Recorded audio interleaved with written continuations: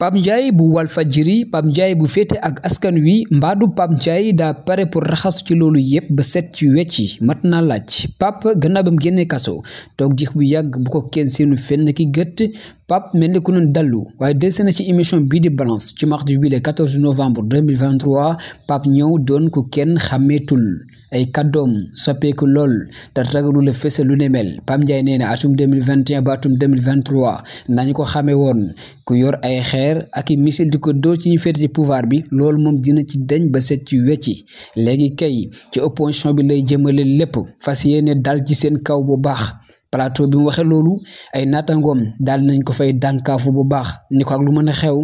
liggéey bi nanga ko amal ci kaw dëgg Pape Ndiaye mel ni ku dóor sax boobu la liggéey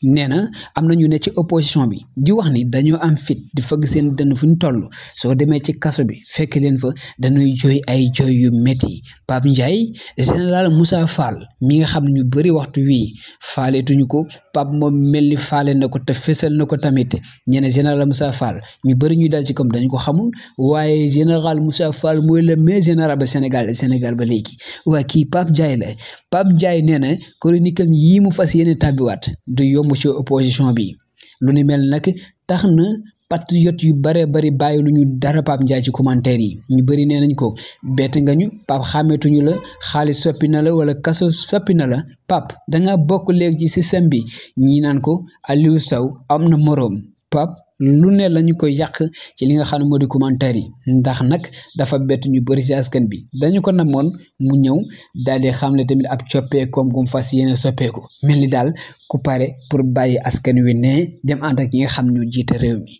Pape Ndiaye ñu bëri waxtu wi ñu ngi koy defal ay vidéo di ko wax tamit naqaru xol bu ñu am ci dellusiwaatam ci Balance du dellusiwaat gi waaye la mu fa yëkkat ci ay kàddu ci boppam Pape Ndiaye bu Walfadjri mel na ni waxtu wi daal bett nañu bëri ñi ngi wee nag di xool nu wànnanti di mujje ak ay gëtam